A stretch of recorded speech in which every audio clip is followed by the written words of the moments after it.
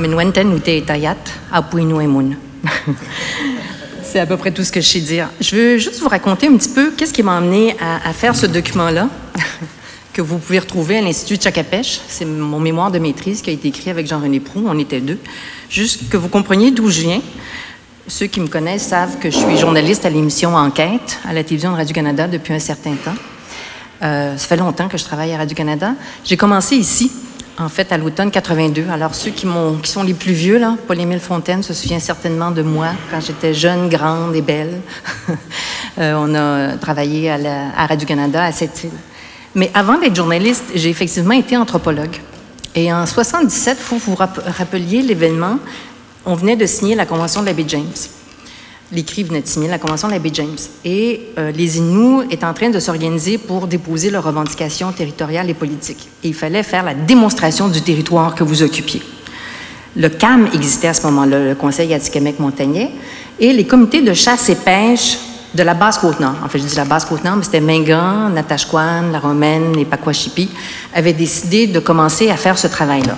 Ils avaient engagé, en fait, mon directeur de thèse, qui est Rémi Savard, l'anthropologue Rémi Savard, qui, lui, avait engagé 2 de ses étudiants, dont j'étais, pour aller sur le territoire, commencer à travailler sur la démonstration de où vous alliez pêcher, où vous alliez chasser, où vous alliez cueillir les baies et tout ça.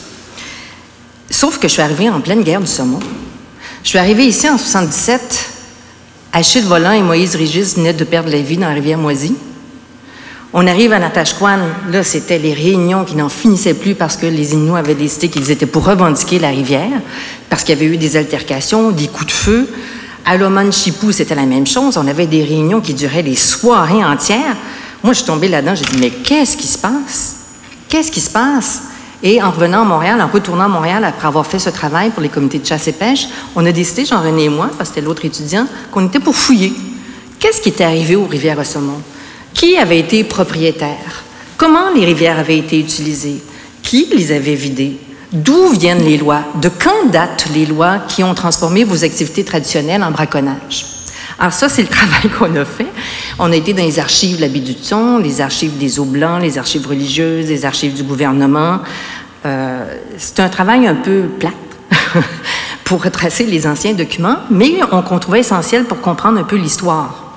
Enfin, comme le titre est épouvantable, là, la résistance des montagnais à l'usurpation des rivières à saumon par les Euro-Canadiens. Donc, comment les Blancs ont utilisé vos rivières? C'est à peu près ça, le titre, comme ça devrait être traduit. Alors, on a fait ce travail-là, puis vous pouvez les lire, hein, à Tchakapèche, il existe. On avait une grande carte aussi des rivières à saumon.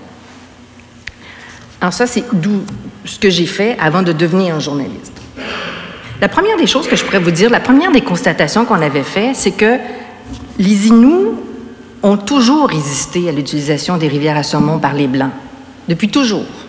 On trouve des pétitions, on trouve des délégations d'Inuits qui descendent à Québec, des altercations sur les rivières. Jamais les Inuits n'ont abandonné les rivières à saumon. D'ailleurs, j'ai fait un petit PowerPoint. C'est mon premier PowerPoint. Ça me stresse bien gros, ce PowerPoint-là. Je ne savais pas si c'était pour fonctionner. Parce que je voulais vous montrer quand même quelques-unes des pétitions qu'on a trouvées, comme celle-ci. C'est pas très bon, hein? Mais ça vous donne une idée.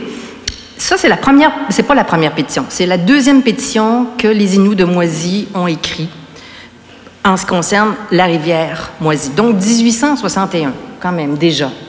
Ça a été, et souvent, les pétitions sont présentées en anglais, comme ça, c'est un texte en anglais. Des fois, c'est en vieux français, des fois, c'est en anglais, ça dépend de l'époque. C'est souvent transmis par les Oblats ou par des agents des pêches qui, des fois, transmettent les pétitions des Inuits. Celle-ci est écrite en anglais. Je peux juste vous traduire un petit bout, parce que c'est aussi une façon qu'on avait de s'exprimer à l'époque, que vous aviez aussi de vous exprimer, où c'est dit « Nos mots peuvent-ils atteindre votre cœur, vous qui gouvernez, nous qui vivons ici, sommes nés ici. Nos terres sont ruinées, nous ne pouvons plus faire vivre nos familles.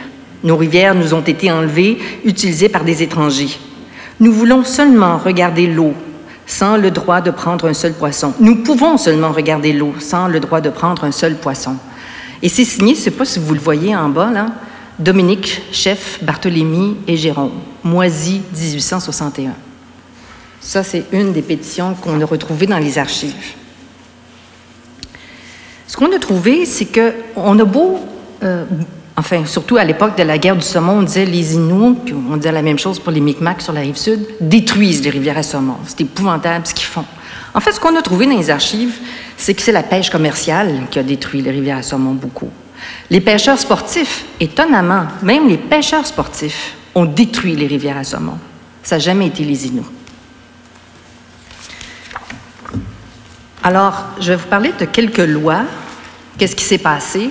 Les différentes lois qui ont permis la pêche commerciale, qui ont restreint la pêche des Inuits, qui ont permis la location des rivières, les clubs, les pourvoiries, et qui ont permis aussi la vente des rivières. On va passer là-dessus. Ça, c'est le domaine du roi. On va commencer avec le régime français, puis ça va aller vite avec le régime français, parce que dans le fond, les Français, quand ils sont arrivés ici, n'étaient pas du tout intéressés au saumon. Ils étaient intéressés à la traite avec les Autochtones. Ils étaient intéressés à la pêche, ils appelaient ça le loup-marin. Ils étaient intéressés aux phoques, aux loups-marins, à la baleine, mais le saumon ne les intéressait pas vraiment. Il y avait des postes, vous avez connu ça, là, le domaine du roi, ce qu'on voit comme le domaine du roi, c'est les traites de Tadoussac, ce sont les postes de traite, les postes du roi qu'on appelait à l'époque, qui étaient de l'île aux Coudres jusqu'à Cap-Cormoran. Cap-Cormoran, c'est à peu près Rivière-au-Tonnerre. La colonisation était interdite, c'est-à-dire que les Blancs ne pouvaient pas, à ce moment-là, sur le territoire du domaine du roi, venir s'installer. Il n'y avait que les postes de traite avec les Inuits. Il y avait Tadoussac, Chicoutimi, Lac-Saint-Jean, Nikouba, Mistassini, Papinachois, qui étaient les îlets Jérémie, Sept-Îles, Rivière-Moisie. Ça, c'était le régime français. Le régime français a fait une autre affaire aussi. Je reviendrai là-dessus, c'est sur la seigneurie de Mingan. C'est assez intéressant que la seigneurie de Mingan a eu longtemps, donc les rivières de Mingan jusqu'à Aguaniche, ont eu un statut particulier très longtemps parce que dans le régime français, on pouvait créer une seigneurie. On a créé plusieurs seigneuries sous le régime français et la terre ferme et les îles de Mingan ont été une seigneurie, c'est-à-dire des territoires concédés à perpétuité, avec des droits exclusifs de traite, avec le monopole de la pêche aux phoques, avec des droits concurrentiels de pêche à la morue, parce qu'il y avait des vaisseaux, des bateaux qui venaient pour la morue. Mais là encore, le saumon ne les intéressait pas véritablement. Sauf que le territoire, les îles et îlets de Mingan et ce qu'on appelait la terre ferme, donc le territoire de Mingan, était concédé. Le lit même des rivières, la terre même, tout était propriété privée, donnée à des seigneurs de l'époque. Et on va voir à travers le temps que ça va être vendu et transmis à des anglophones, à des compagnies, avant que ça revienne au gouvernement vers les 1950 à peu près. Mais par ailleurs, le régime britannique en 1763, en ce qui vous concerne, vous surtout, c'est toute la question de la traite des fourrures, avec d'abord la Labrador New Concern, qui va devenir la compagnie de la baie d'Hudson en 1821. Il y a deux compagnies qui vont se mettre ensemble, ça va être la compagnie de la baie d'Hudson, et qui font la traite de fourrures avec les Inuits, et qui chassent le loup-marin, ça aussi. On commence à s'intéresser à la pêche au saumon. On va faire de la pêche commerciale, mais plutôt du côté plus à l'ouest. Plus à l'ouest, donc les territoires de Bergeronne, Escoumins vont être utilisés beaucoup pour la pêche au saumon. On dirait que Moisy, on n'en parle pas, encore moins Mingan et plus loin. Et les premières pétitions arrivent dès 1845, mais de la part des Inuits de ce coin de pays, donc du lac Saint-Jean, et de Bétiamit, des Escoumins. Parce qu'il y a aussi des compagnies forestières qui commencent à s'installer à Bergeronne en 1844, à Port-Neuf, Escoumins, Saute-au-Cochon. Il y a des scieries qui commencent à s'installer. Donc, on a les premières pétitions. Première pétition qu'on a trouvée, 1845. Et là, vous voyez, c'est dans un français un peu vieux, là, que le territoire sur les rives du Saguenay, ainsi que les rives de plusieurs de ces rivières tributaires, et de Tadoussac sur le fleuve Saint-Laurent en descendant jusqu'à la baie de Laval a été depuis 4 à 5 ans ouvert à l'agriculture et à l'exploitation au détriment, à la ruine, pour ainsi dire, absolue de la tribu des sauvages montagnais. Ça, on va trouver ça souvent, hein? Sauvages montagnais. On trouve Naskapi aussi, pour parler de vous, qui n'ont pour vivre que la chasse et la pêche. Alors, on rapporte à ce moment-là que 25 familles sur le territoire du Saguenay et 150 dans l'étendue des postes du roi sont exposées à toutes sortes d'espèces de privations, à mourir de faim même. Et ce qu'on retrouve dans les archives, c'est qu'effectivement, 30 familles sont mortes de faim à ce moment-là. Et donc, on demande, ce que demandent les Inuits à l'époque, c'est des... Je ne suis pas certaine que ça vienne d'eux, parce que ce qu'ils demandent, c'est des terres pour cultiver. Moi, ça m'étonne un petit peu là, que les Inuits veuillent cultiver à ce moment-là. En tout cas, on demande des terres pour cultiver au lac Saint-Jean, sur le bord des rivières Bétiamite et Godbout, et on demande des annuités aussi. Des annuités, c'est-à-dire que les concessions forestières qui sont données, ils payent quelque chose au gouvernement, donc de recevoir une partie de cet argent-là qui vient des concessions forestières. Ça, je voulais juste vous le montrer, c'est totalement illisible, mais c'est une des pétitions qui a été envoyée en vieux français. Et je vais juste vous trouver un petit bout à 3e page. On parle toujours des hommes blancs qui vivent, qui refoulent les sauvages.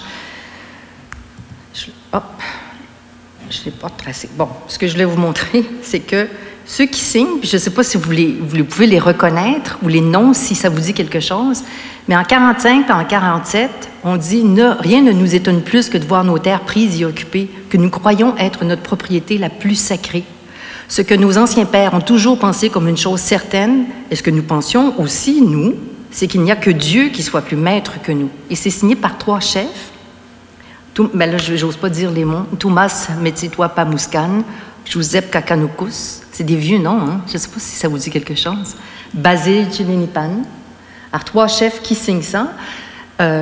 C'est-à-dire que la pétition, elle est portée par ces 3 chefs-là, qui vont jusqu'à Québec, mais elle est signée par 106 personnes. 1845, 106 Inuits ont signé la pétition en disant « ça fait, on meurt de faim, on veut avoir nos droits reconnus ». Ceux qui font des interprètes à ce moment-là, c'est des gens qui travaillent dans les chantiers puis qui sont des métis, en fait. Il y a déjà des métis, Peter McLeod puis John McLaren, qui parlent Innu, qui parlent français, qui parlent anglais. Les demandes, donc, comme je vous disais, c'est des terres au bord de la rivière Péribonka et à l'entrée de la grande décharge du lac Saint-Jean, le montant des loyers et les revenus tirés de la vente des terres et des concessions forestières, et les postes de traite de Tadoussac, avec ses pêches au saumon, Chicoutimi et lac Saint-Jean. Et là, ce qui est raconté, c'est que les 3 chefs qui sont rendus à Québec ont dit « Est-ce que tu peux quand même nous donner une preuve de l'entente qu'on prend, puis on fait frapper des médailles, puis ils donnent des drapeaux aux 3 chefs Inuits qui disent « Crois-tu vraiment qu'on va pouvoir traverser la forêt puis se nourrir avec ça? » Mais ça n'a pas donné grand-chose. Les pétitions, après ça, il y a eu d'autres pétitions en 1849. On demandait encore les revenus, on demande des terres. Et en fait, c'est une aide au compte-gouttes qui arrive pour faire l'agriculture, puis du secours direct, mais vraiment au compte-gouttes. La même chose en 1949. Terre pour la chasse et la pêche dans la baie des Outardes, qu'on demande, qui s'étendrait un peu au-delà de la rivière Bétiamite et des Outardes. La propriété des bois de construction de cette réserve. Interdiction de faire la coupe du bois sur la rivière Bétiamite, parce qu'il y a vraiment beaucoup de scieries qui s'installent vers l'ouest, comme ça. Parce que la thèse apporte surtout les Inuits, c'est pas seulement Moisy, là, évidemment. Et là, il y a une ouverture du territoire qui se fait et qui va changer les choses. Qui va changer les choses pour vous. Il y a une ouverture du territoire qui se fait en 1853. Jusqu'avant, les gens n'avaient pas vraiment le droit de venir coloniser. Ils commencent à s'installer à l'ouest. Souvent, c'est illégalement, mais ils commencent à s'installer. Mais en 1853, le gouvernement décide d'ouvrir le territoire. Et entre 1860, en 50 et 60, il y a jusqu'à 20 villages qui s'établissent entre Sheldrake et Blanc-Sablon. Mais la Compagnie de la baie du Tson conserve ses stations de pêche, elle conserve ses postes de traite avec les Inuits, mais elle commence à faire de la pêche commerciale de saumon. Puis elle s'installe aux Esquimaux, ils appellent ça Esquimaux, à Natashquan, à Mingan, Saint-Jean, Moisy, Sainte-Marguerite, Pentecôte, Trinité, Godbout, Manitou, jusqu'à Bétiamite, ils font de la pêche commerciale carrément à l'entrée des rivières. Et dès cette époque-là, la ressource diminue de 75 % à cause de la Compagnie de la baie du Tson. C'est répertorié par les agents des pêches, 75 % du saumon. Et on voit en 52, c'est juste quelques chiffres qu'on avait trouvés, sur la Moisy en 52, 500 barils de saumon qui sont pêchés. Sur la Saint-Jean, 300 barils. Mégan, 300 barils aussi. Natashquan également, 300 barils. On pêche beaucoup de saumon, on le vend, effectivement.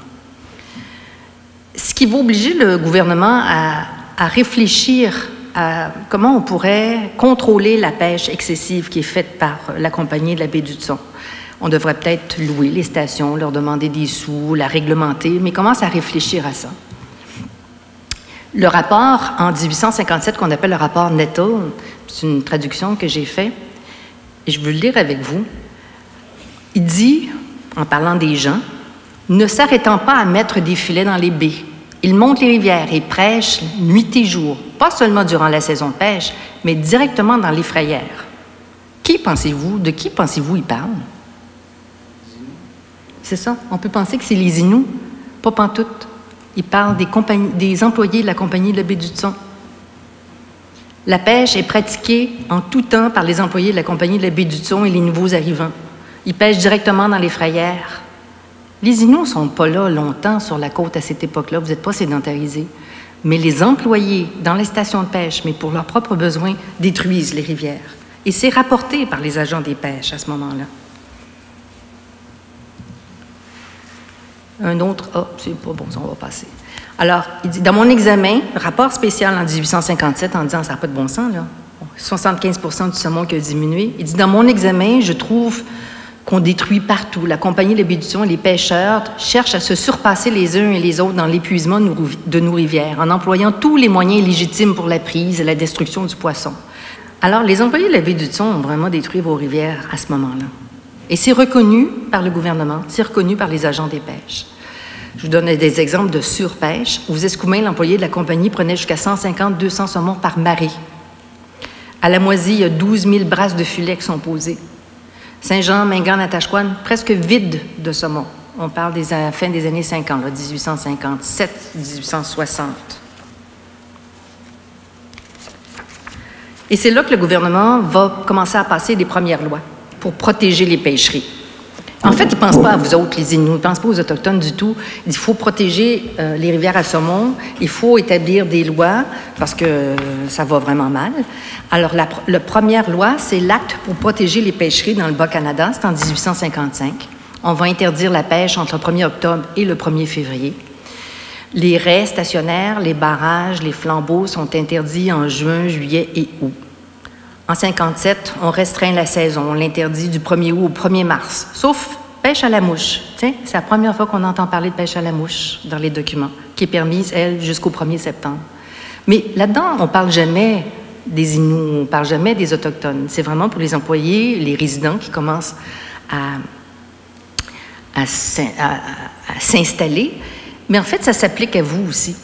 Parce qu'il arrivait qu'on arrête des Autochtones, leur disent « t'as pas le droit, t'es pas supposé, t'as pas le droit de raie, t'as pas le droit de flambeau à telle date, à telle date. » Mais c'était pas prévu pour vous.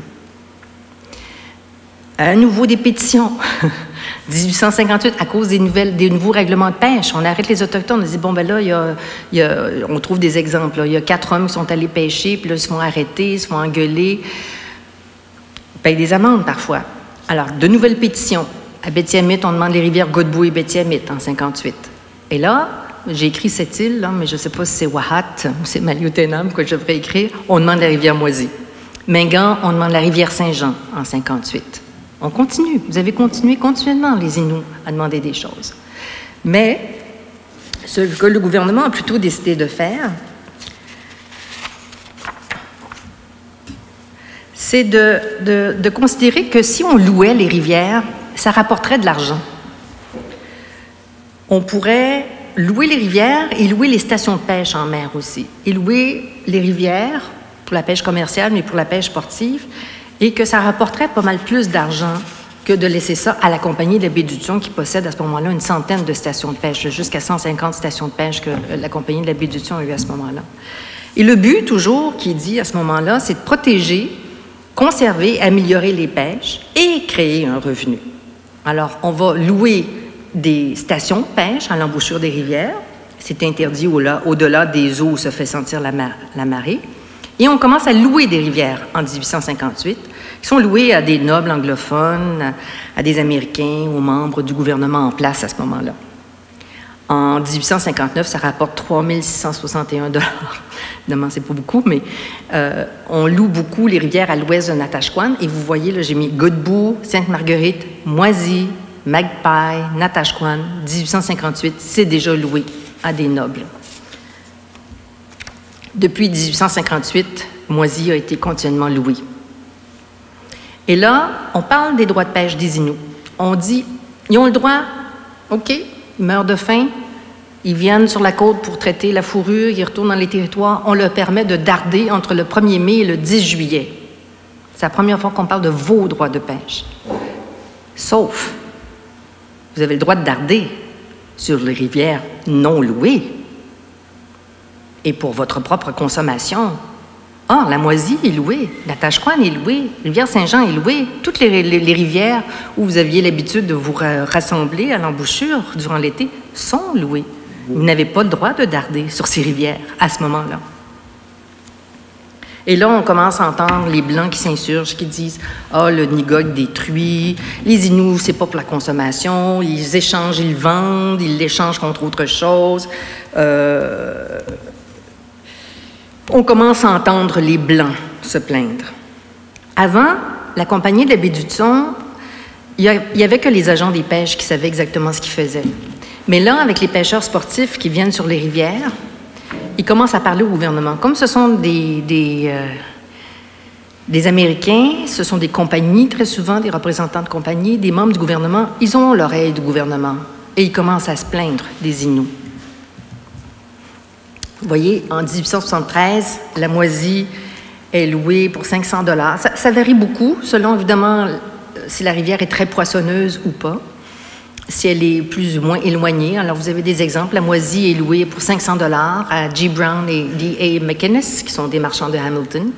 La rivière Saint-Jean est louée 250 $ à un marchand de Montréal. La Romaine, 200 $ à quelqu'un de New York. La Wachichou, 20 $ seulement, et plus loin, à un avocat de Montréal. Natashquan, 200 $, un avocat de Montréal. Ouachikoute, 20 $ à Molson, marchand de Montréal.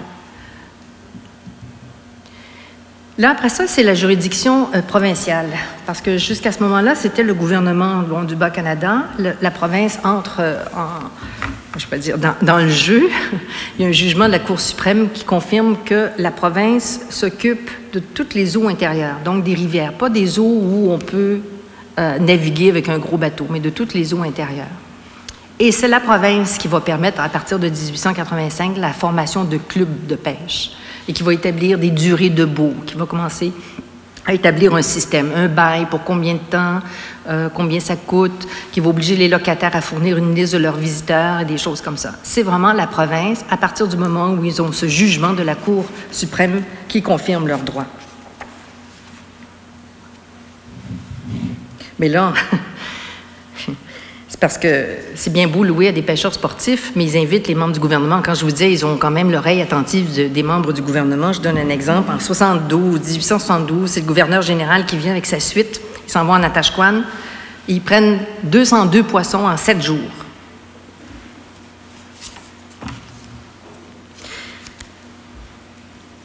Ils ont, même pour augmenter les revenus, pensé qu'ils pourraient les louer, comme les mettre à l'enchère, au plus offrant. Celui qui offre le plus pourrait louer la rivière. Et après ça, ils ont réfléchi en disant, c'est beaucoup plus profitable de louer à des étrangers, puisque ceux-ci laissent plus d'argent tout en prenant moins de poissons. Donc, on voit que les rivières sont vraiment louées beaucoup aux étrangers. Rivière Saint-Jean, mais ils disent, ils viennent, ils pêchent moins de poissons. Dans la rivière Saint-Jean, 6 pêcheurs ont pêché 236 saumons en 8 jours. Dans la rivière Natashquan, ils ont pêché 300 saumons. Alors, et je répète, les Inuits n'ont pas le droit de pêcher sur ces rivières-là. Alors, les prix augmentent. En 1901, vous voyez l'estuaire La Moisie, 1510, la rivière Saint-Jean, 3000 $, une portion de la Natashquan, 2500 $. Alors, les prix commencent à augmenter. Et les revenus de location entrent aussi dans les coffres du gouvernement. Ce qui va vous intéresser, c'est que, c'est parce que ce que je voulais vous dire, c'est qu'il y a des portions de rivières qui sont privées parce que c'est une ancienne seigneurie. Mais il y a des portions de rivières qui sont privées parce que le gouvernement a décidé de les vendre. C'est comme deux choses différentes. Et toute la question de la seigneurie de Mingan, à un moment donné, le gouvernement a dit « je vais vous exproprier » et ils ont rétrocédé les rivières, le territoire au gouvernement, la seigneurie. Quand c'est des individus qui achètent la rivière, là, c'est un petit peu plus compliqué. Alors, la Sainte-Marguerite, elle a été achetée. Un bout a été acheté par James Clark en 1901 pour 15 000 $. Ben, pas à ce moment-là. Il y avait une barrière, tu dis? Une pourvoirie. Non, c'est un club privé. Oui. Les pourvoiries sont venues plus tard. Oui. Seigneurie Mingan, passez là.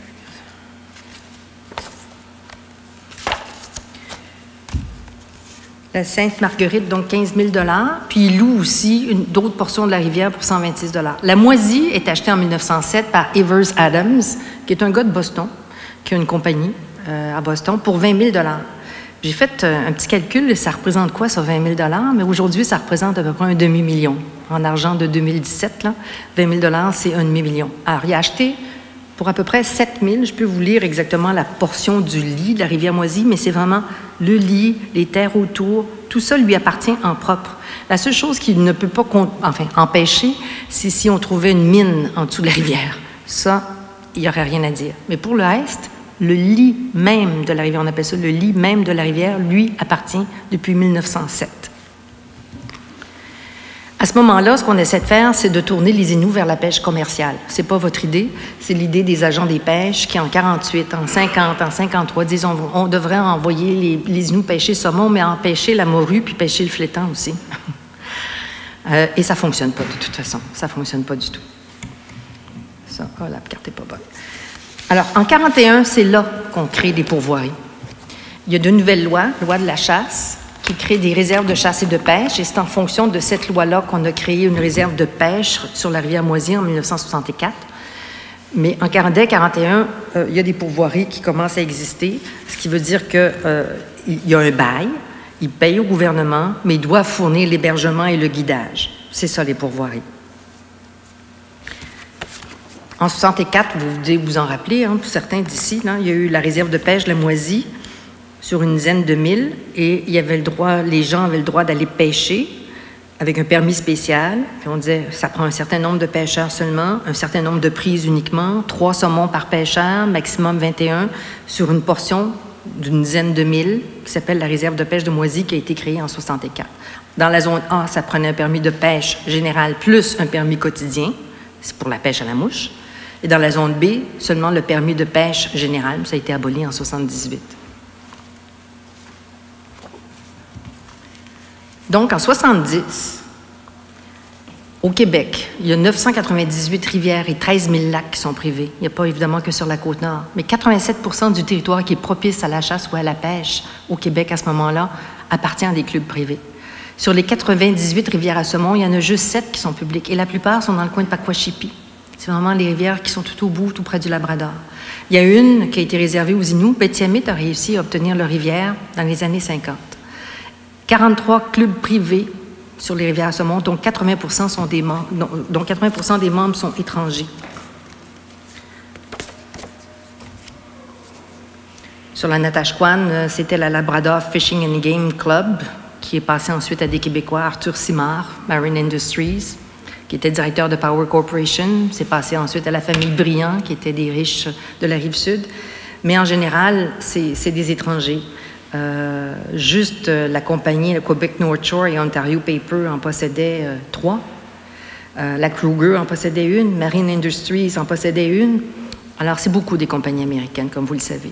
Sur la Moisy, déjà à ce moment-là, en 70, 4 clubs qui monopolisent 174 000 de rivières, dont les 7 000 qui ont été achetés en 1907 par Ever Adams, donc complètement privé, lui appartient en propre, 35 autres 1000 qui sont loués pour 4 300 $ à la Moisy Salmon Club. Mingan, c'est ce que je vous disais, c'est la même chose. C'est la même chose pour les Inuits de Mingan, pour les Inuits de Natashquan, pour les Inuits de Romaine. Il y a juste Pakwashipi qui a un peu la paix. Là, il y a toute la question du déclubage.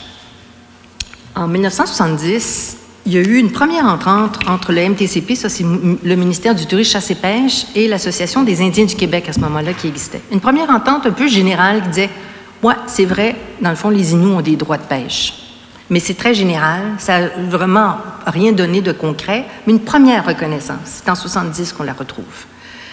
À ce moment-là, il va y avoir, je vais revenir sur le déclubage avec le gouvernement libéral, puis il y a eu le PQ qui a créé les ZEC et les ZAC, qui avait fait la promesse de décluber les rivières à saumon.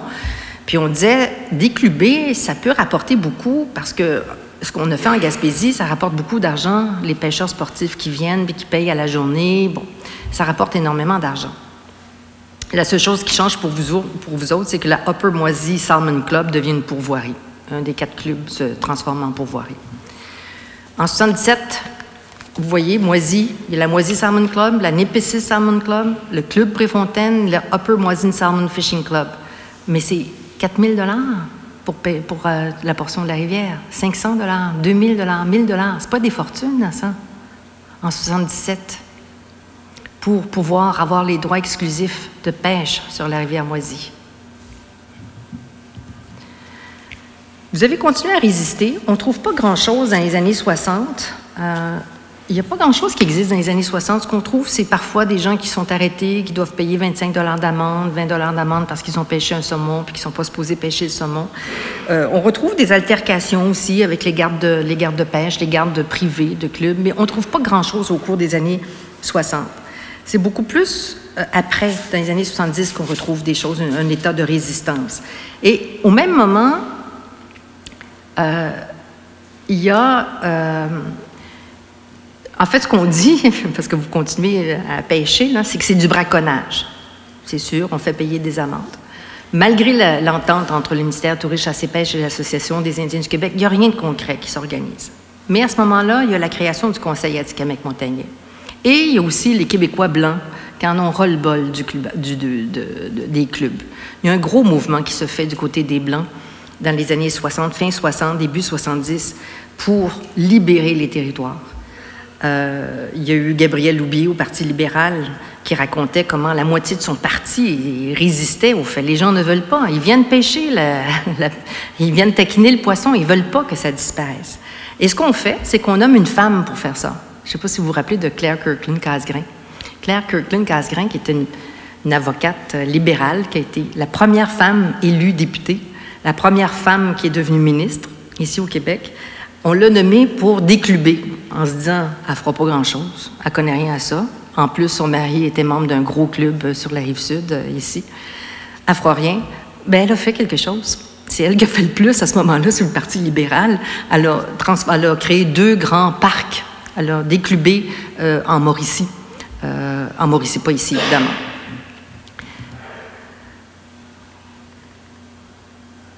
Il y a quand même, comme je vous disais, tout un mouvement parce qu'il y a des données, on voit des rapports qui sont donnés où on dit, le rapport Le Garde, par exemple, qui dit il faut vraiment considérer que l'eau et les poissons, c'est une richesse naturelle pour tous. Il faut abolir les clubs privés. Et on trouve plusieurs rapports du gouvernement là-dedans, mais il n'y a jamais question des Inuits. Il faut décluber parce que ça n'a pas de bon sens que le Québec ait autant de clubs privés. D'ailleurs, on est le seul pays au monde à avoir des clubs privés comme ça. En fait, ce qui s'est passé vraiment, c'est quand vous avez commencé à manifester sur les rivières, avec, comme je vous dis, en 77, quand il y a eu le décès d'Achille Volant et de Moïse Régis, quand vous avez aussi fait la même chose à Natashquan, mis des filets à Natashquan, à la Moisy, vous avez mis des filets. Avant ça, j'ai mis 79, mais en 71, vous aviez posé des filets. 35 de vos filets ont été saisis en 1971. En 69, il y avait une trentaine de pêcheurs qui étaient allés sur la Moisy pêcher, puis il y a eu des coups de feu avec les gardes privés. Le maire de cette île, à ce moment-là, avait dit, Donald Gallienne, qu'on a connu, moi je l'ai connu quand je suis arrivée ici à cette île, qui défendait les clubs. Il disait, ben oui, ça donne beaucoup d'emplois, il y a des salaires qui rentrent, puis il y a même quelques Indiens, dit-il, qui travaillent, ils font d'excellents serviteurs lorsqu'ils sont bien entraînés. C'était ça la mentalité de l'époque. Alors, il a fallu que vous revendiquiez très fort pour obtenir la première entente à Moisy, mais tu pourras en parler plus que moi, là, Paul Émile, c'est sûr, de cette entente-là. À Natashquan, ça a été en 77. Et ça a suivi ensuite Mingan, Natashquan, La Romaine, qui revendiquaient plusieurs rivières.